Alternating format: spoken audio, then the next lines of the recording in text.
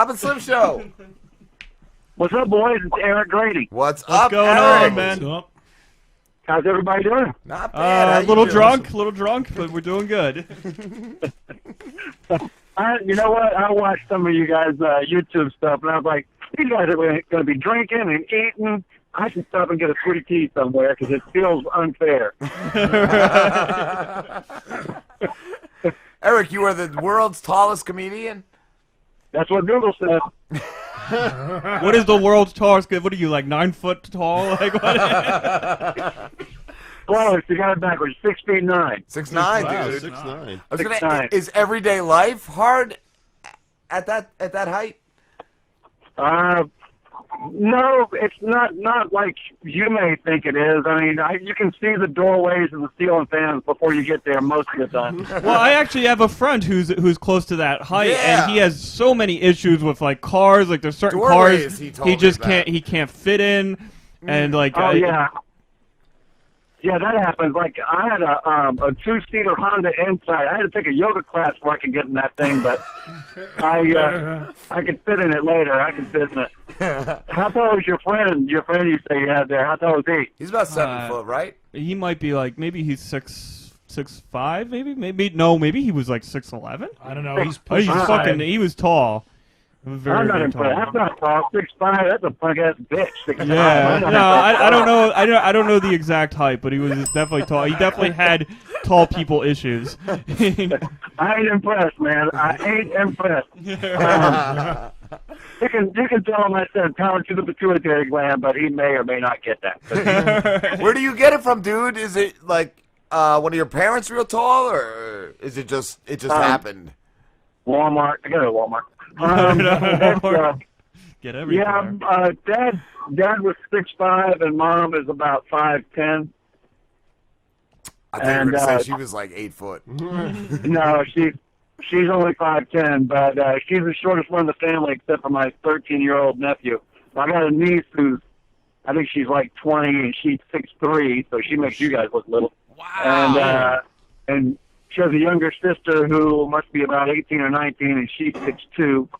And then my sister has a daughter who's 6'1", and her son is about 6'2". But they're all short to me. I'm 6'9". I'm the tallest one. Nice, dude. I saw you've been doing comedy since '95. Oh, feels like it.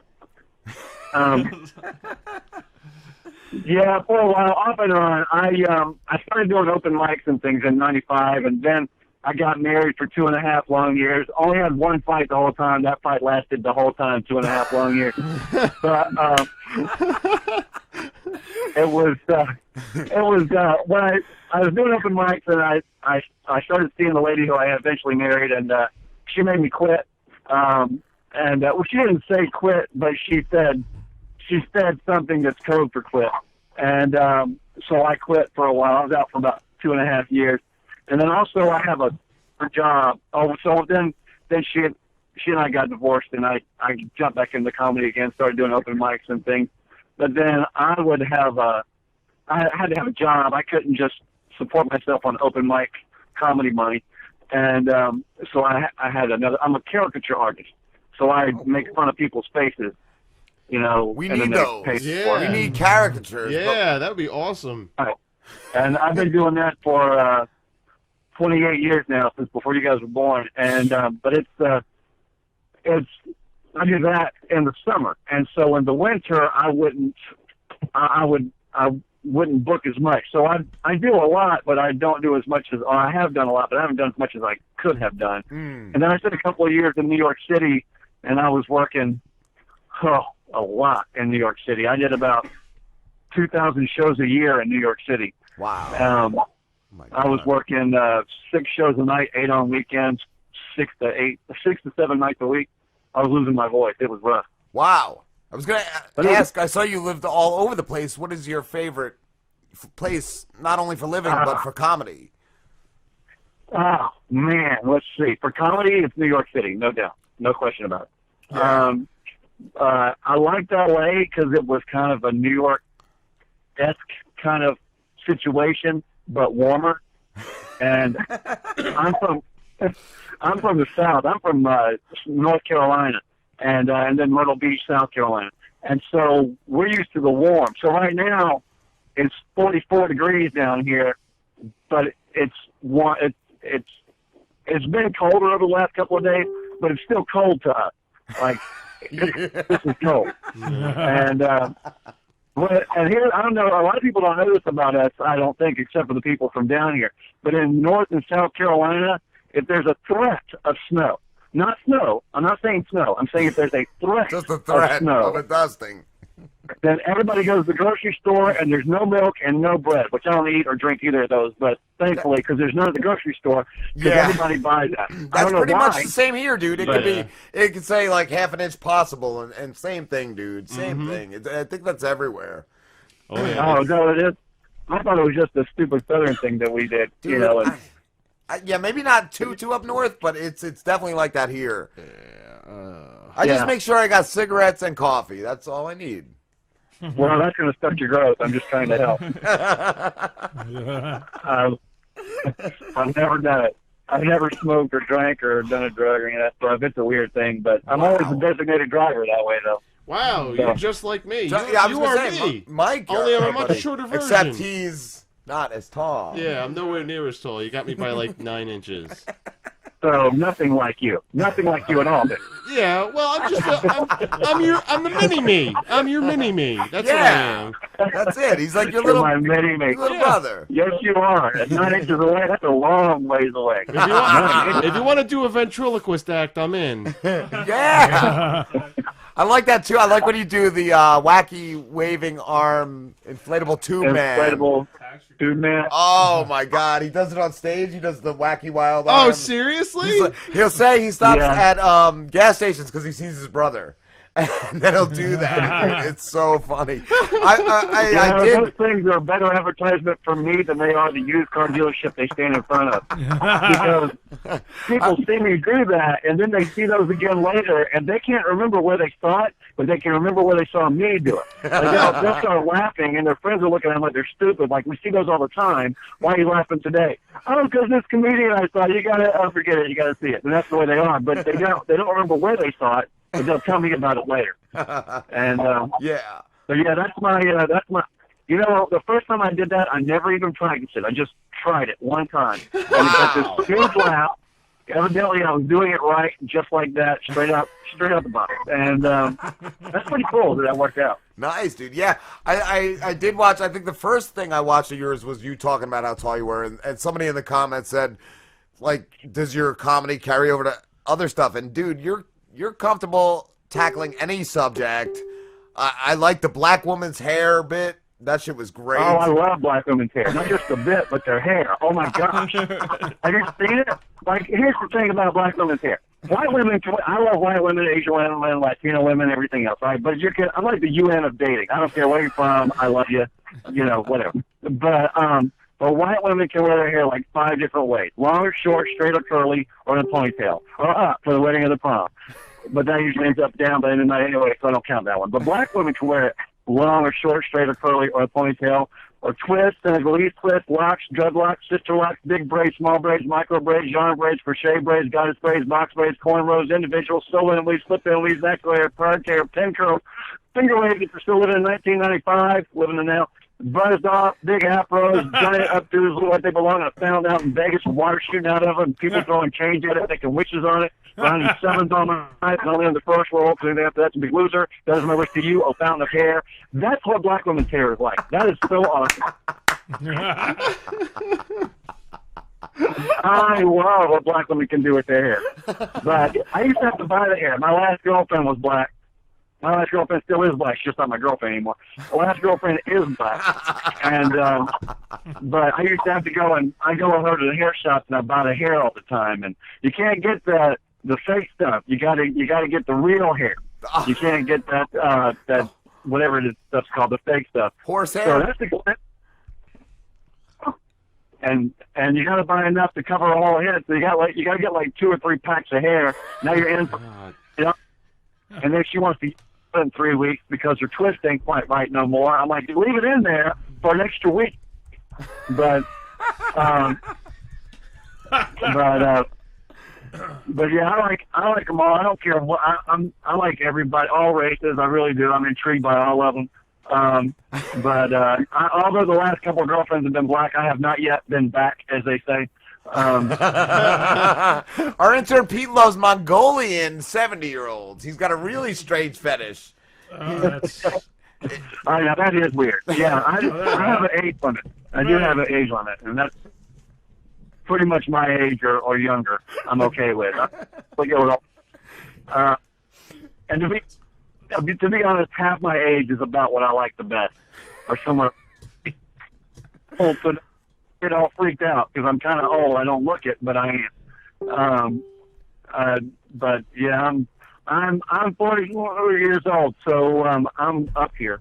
He likes little boys too. We found out earlier. Nah, that's one of his characters. He does all these characters, and one That's of his them alter ego. has a real soft spot for toddler boys. I think. No, that spot's not soft. I can't relate to that one. I cannot relate to that. No, none of us can, dude. I really can't.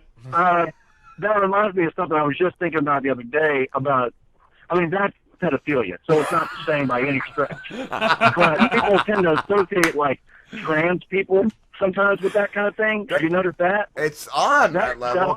That whole trans thing is getting to be a big deal, man. Political correctness with all that. Yeah. And you know, when people pick on it a lot until it happens to you, and then you back off of it a little bit. Till you get fucked by one. It happened to me. I was born a man, but I identify as a woman who's a lesbian who dresses as a man.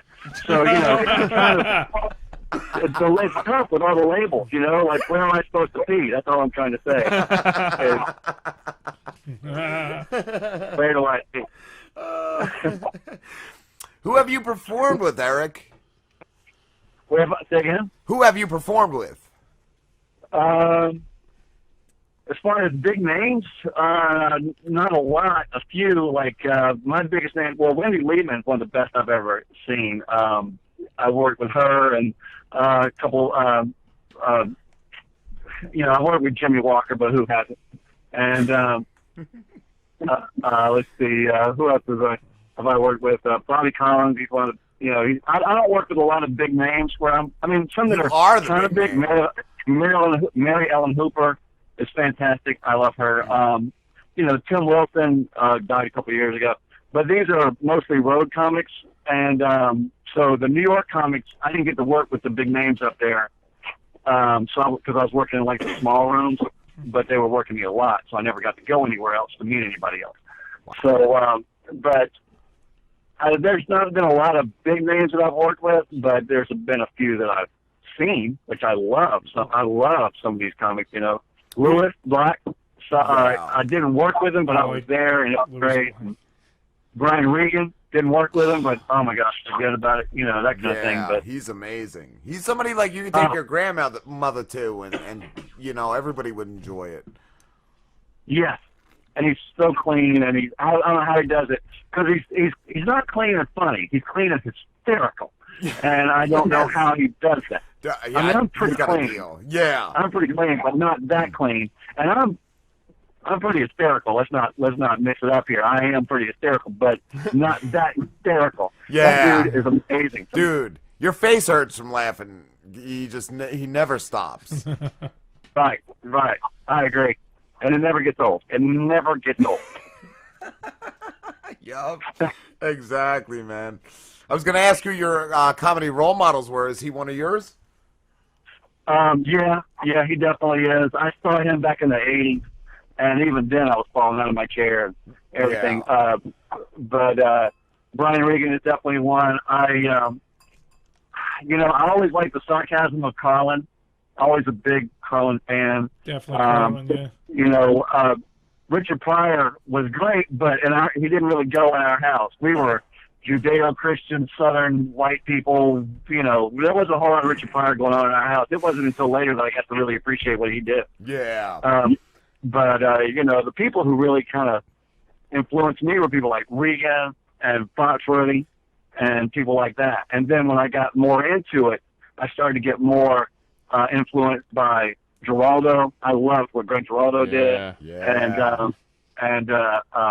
And Rich Pryor and all that stuff. But Pryor's such a great storyteller. I loved all the stories he used to tell and stuff. But as Chappelle, I love watching Chappelle stuff all the time. Man. Well, let me rephrase that. Most of the time, I was in L.A. for a while, and he came in one night right before the Las Vegas Comedy Festival years ago, and he did like an hour and a half, which was great. And then Dane Cook came in, and he was on for like 2 hours, and really the audience turned from the audience to a hostage situation because it was just like, oh my God, just let us out of here. We've been on stage too long. But it was, but yeah, Chappelle just is great, and you know, lots of people like that. I like a lot of sarcasm, and I like being able to say anything you want to, and people love you for it. You know, and if you establish that likability first, and then, because all that, like that hair joke I told you a second ago with labeling all those hairstyles, Yeah. I'll do that joke, and there's some black women in the audience will be like, I said I was in an interracial relationship, and they'll go, no, he didn't. And they'll always suck spit to their cheek first. They're like, no, he did not. He is way too white and way too gangly to ever go out with a black woman. And then when I label off all those hairstyles, they look to their friend, and I can see him do it. They go, okay, he knows.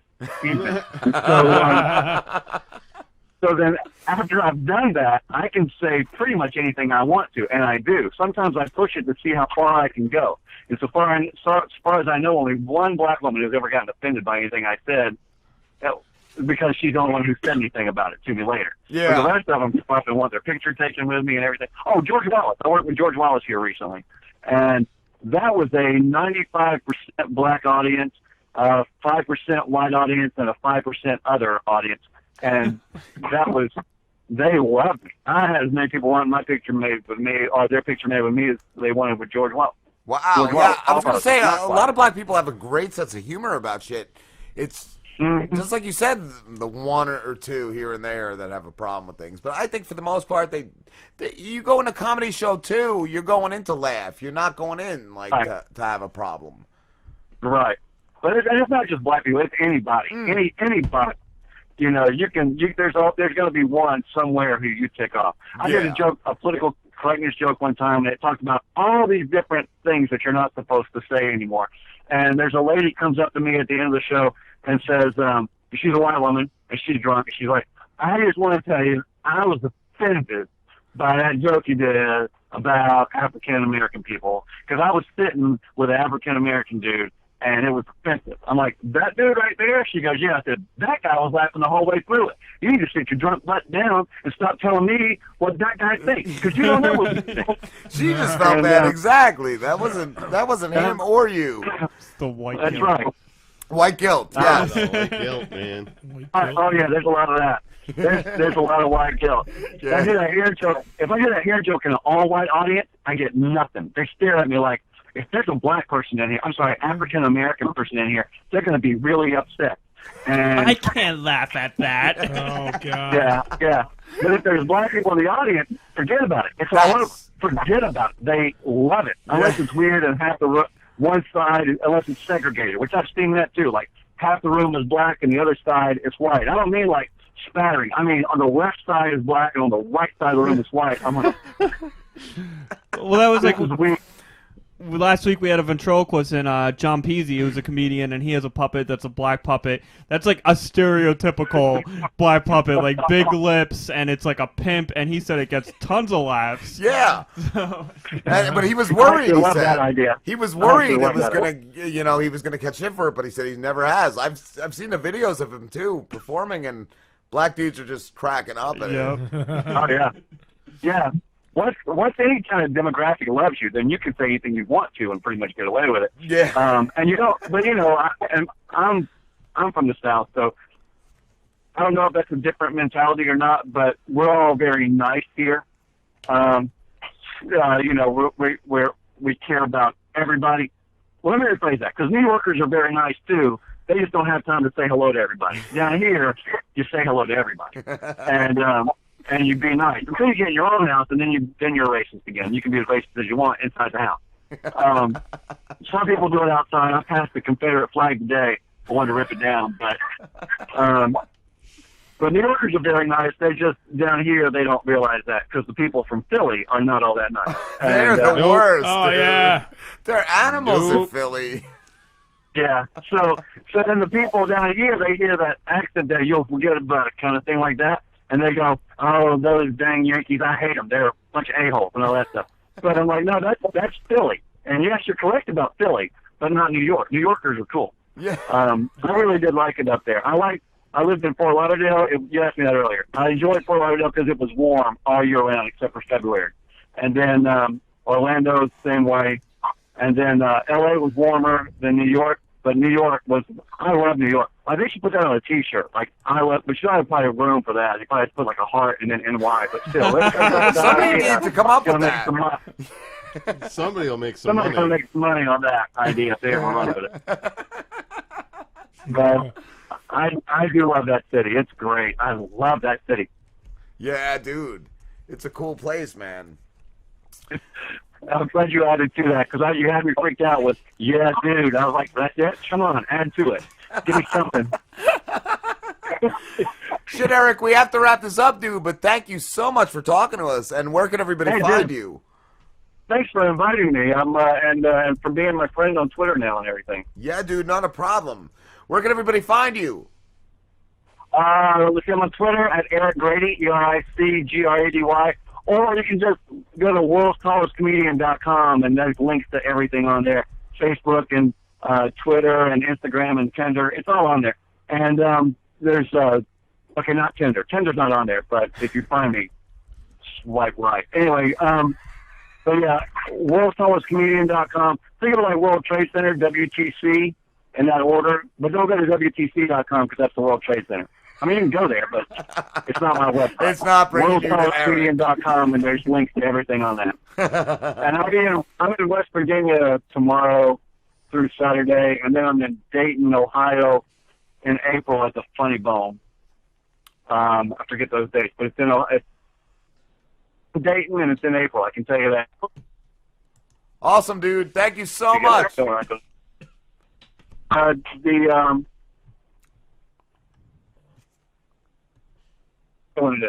think your phone's crapping out, Eric. It's March 10th through 13th at the Dayton Funny Bone. Cool. Awesome, dude. But anyway, you guys don't drink and drive or whatever. No, don't drive. Or All right. Take care, Eric. Thanks for having me, guys. Y'all be safe. you too, man. All right, be good. See ya. Later. All right, guys, we're going on a break, and we We'll will be be back back with with